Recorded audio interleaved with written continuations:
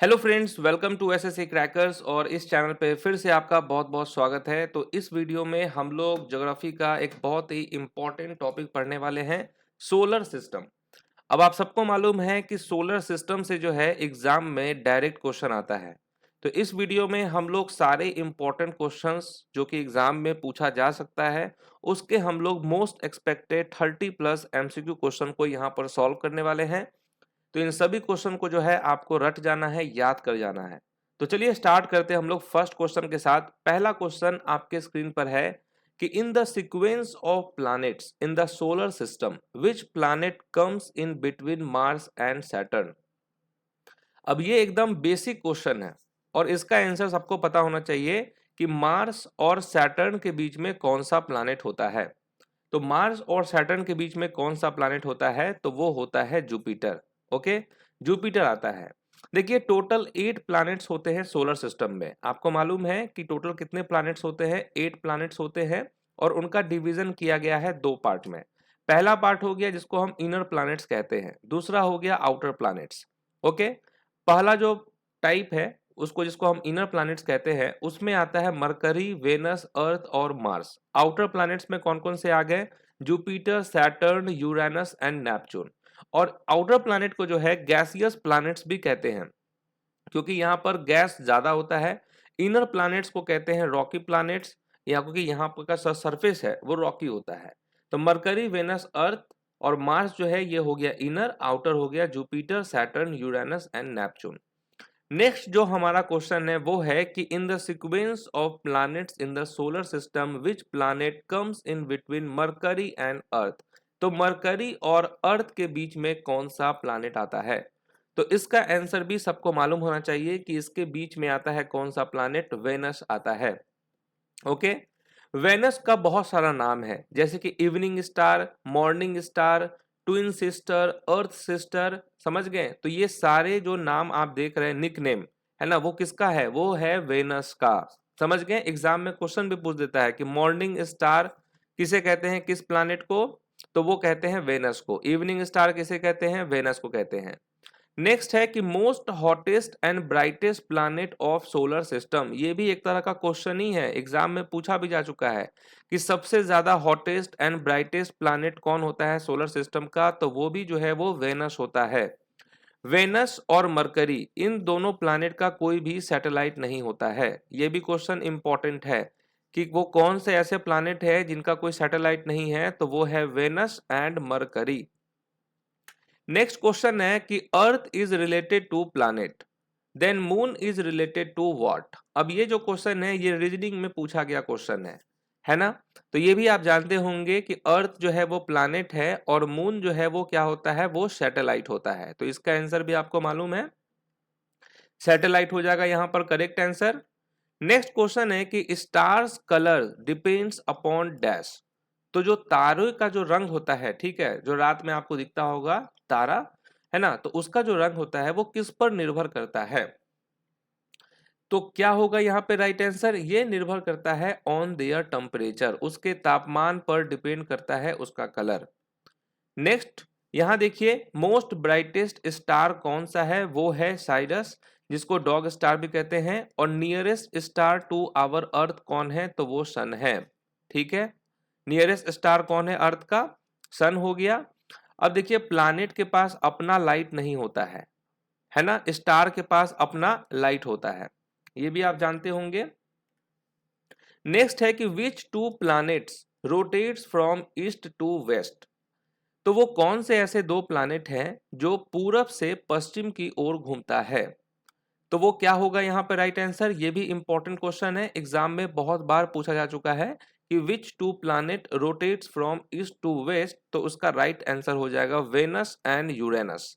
तो वेनस और जो यूरेनस है ये कैसे रोटेट करता है, कैसे घूमता है? तो पूरब से पश्चिम की ओर घूमता है। नेक्स्ट क्वेश्चन है कि which of the following is an outer planet of the solar system. तो ये चीज हम लोगों ने स्टार्टिंग में ही डिस्कस किया था, है ना। तो यहाँ पर उसी से रिलेटेड क्वेश्चन पूछा गया है कि आउटर प्लैनेट कौन सा है सोलर सिस्टम का। अब देखिए वेनस, अर्थ, मरकरी ये तीनों जो है ये आउटर नहीं है, ये इनर प्लैनेट है जिसको रॉकी प्लैनेट भी कहते हैं। सैटर्न हो गया यहाँ पर आउटर प्लैनेट। ओके, नेक्स्ट है कि identify a dwarf planet from the following list. तो यहाँ पर आपको ड्वार्फ प्लैनेट का नाम बताना है, नेपच्यून, मरकरी, मार्स या प्लूटो। क्या हो सकता है राइट आंसर? तो सबको मालूम है यहाँ पर कि प्लूटो जो है पहले प्लैनेट था, बाद में जो है ये कौन सा प्लैनेट बन गया? ड्वार्फ प्लैनेट बन गया। नेक्स्ट है कि the sun is about dash kilometre away from the earth. तो सूर्य जो है ये पृथ्वी से लगभग कितने किलोमीटर दूर है? अब ये हो गया सन, है ना, सूरज हो गया, और ये हो गया अर्थ। तो इसका डिस्टेंस कितना है ये आपको बताना है। 20 मिलियन, 150 मिलियन, 50 मिलियन या 100 मिलियन? क्या होगा राइट आंसर? तो 150 मिलियन जो है ये पृथ्वी से लगभग दूर है। ओके, नेक्स्ट है कि which of the following statements is या आर करेक्ट। तो देखिए यहाँ पर 3 स्टेटमेंट दिया हुआ है और इन तीनों स्टेटमेंट में कौन सा स्टेटमेंट करेक्ट है ये आपको फाइंड आउट करना है। तो आपको तीनों स्टेटमेंट पहले पढ़ना होगा और आंसर आपको देना होगा। तो क्या हो सकता है राइट आंसर? तो देखिए, Andromeda is our nearest galaxy, ये पहला स्टेटमेंट है। Latest known galaxy is the dwarf galaxy. Evolution of universe is explained by the big bang theory. तो एक तरह से ये तीनों स्टेटमेंट सही है। तो जो नियरेस्ट गैलेक्सी है उसका नाम क्या है? तो ये है एंड्रोमेडा। उसके बाद देखिए, जो लेटेस्ट नोन गैलेक्सी है वो है ड्वार्फ गैलेक्सी, और जो इवोल्यूशन हुआ है यूनिवर्स का ये एक्सप्लेन किया गया है बिग बैंग थ्योरी के द्वारा। नेक्स्ट है कि which planet in the solar system is considered as earth twin. अब देखिए, अर्थ का ट्विन किसे माना जाता है? पृथ्वी का जुड़वा। तो ये किसे कहा जाता है? वेनस को कहा जाता है। Okay, morning star, evening star, earth twin, ये सब किसको कहा जाता है? वेनस को। Brightest star, hottest star, sorry hottest planet, brightest planet, ये कौन है? वेनस ही है। नेक्स्ट क्वेश्चन है कि which force is responsible for the motion of the moon around the earth. तो वो कौन सा फोर्स रिस्पॉन्सिबल है किसके लिए? For the motion of the moon around earth. तो राइट आंसर यहां पर क्या हो जाएगा? राइट आंसर हो जाएगा सेंट्रीपेटल। ओके, तो ऑप्शन नंबर 4 यहां पर करेक्ट है, ये फोर्स रिस्पॉन्सिबल होता है। नेक्स्ट है कि which of the following dwarf planet lies in the main asteroid belt. तो वो कौन सा ड्वार्फ प्लैनेट है ना, कौन सा वो ड्वार्फ प्लैनेट है जो मुख्य क्षुद्र ग्रह बेल्ट में स्थित है, यानी कि एस्टेरॉइड बेल्ट में ये स्थित है। तो यहाँ पर क्या हो सकता है राइट आंसर? राइट आंसर हो जाएगा सेरेस, होगा यहाँ पर करेक्ट आंसर। ठीक है, यही वो ड्वार्फ प्लैनेट है। सेरस ड्वार्फ प्लैनेट है, मेकमेक भी जो है ड्वार्फ प्लैनेट है, एरिस, ठीक है, होमिया, ये सब क्या है? ड्वार्फ प्लैनेट है। नेक्स्ट है कि who among the following is credited with postulating 3 laws of planetary motion. तो किसे किसे ग्रहों की गति के 3 नियमों को प्रतिपादित करने का श्रेय दिया जाता है? ये क्वेश्चन एग्जाम में पूछा गया क्वेश्चन है। तो राइट आंसर यहाँ पर क्या हो सकता है? पहला ऑप्शन यहाँ पर करेक्ट हो जाएगा, जोहानस केपलर यहाँ पर होगा करेक्ट आंसर। ओके, इन्होंने ही जो है ये 3 लॉ दिया था प्लैनेटरी मोशन का। The asteroid belt lies between which 2 planet. Okay, तो ये जो क्षुद्र ग्रहों का जो बेल्ट होता है ये किन 2 ग्रहों के बीच स्थित है? ठीक है, तो ये पूरा फैला होता है, यहाँ पर एक ग्रह है, यहाँ एक ग्रह है, और इसके बीच में जो है ये आपको दिखेगा। तो मार्स और जुपिटर के बीच में जो है ये एस्टेरॉइड बेल्ट होता है। ओके, मार्स और जुपिटर के बीच में। नेक्स्ट क्वेश्चन है कि when does the entire earth experience equal days and night. तो संपूर्ण पृथ्वी पर दिन और रात बराबर कब होते हैं? कब होता है दिन और रात बराबर? उसको क्या कहते हैं हम लोग? राइट आंसर हो जाएगा डे ऑफ इक्विनॉक्स, होगा यहां पर करेक्ट आंसर। ओके, नेक्स्ट हमारा क्वेश्चन है कि which of the following is one of the main causes of tide. तो वो कौन से मेन कारण है किसके? टाइड्स के। ओके, तो क्या हो जाएगा? कौन सा ज्वार के मुख्य कारणों में से एक है? 4 ऑप्शन दिए हैं, क्या हो सकता है राइट आंसर? तो ये आप जानते होंगे कि मेन जो कॉज होता है किसका? टाइड का, वो है gravitational pull of the sun and the moon, होगा यहाँ पे राइट आंसर। ओके, सूर्य और चंद्रमा का गुरुत्वाकर्षण खिंचाव जो है ये मेन कॉज होता है टाइड्स का। नेक्स्ट है कि which of the following is a dwarf planet in our solar system. तो ड्वार्फ प्लैनेट यहाँ पर आपसे बोला गया है कि कौन सा है सोलर सिस्टम का। तो राइट आंसर यहाँ पर क्या होने वाला है। तो देखिए मेक मेक जो है ये ड्वार्फ प्लैनेट है, समझ गए। Makemake, Ceres, Makemake, ये सब क्या है, ड्वार्फ प्लैनेट है। प्लूटो। नेक्स्ट है कि which of the following celestial body has a natural satellite named Charon.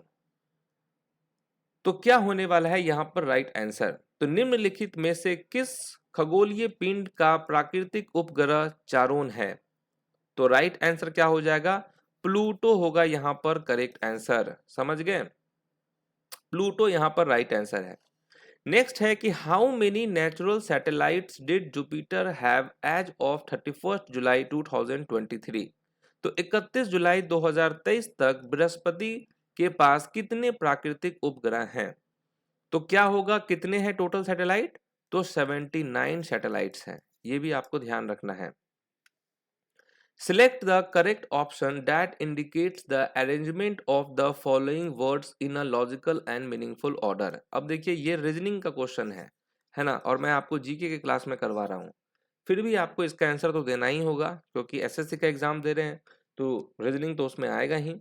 तो क्या हो सकता है इसका करेक्ट या करेक्ट लॉजिकल मीनिंगफुल ऑर्डर। ध्यान से इसको देखना है, बताना है आंसर क्या होगा।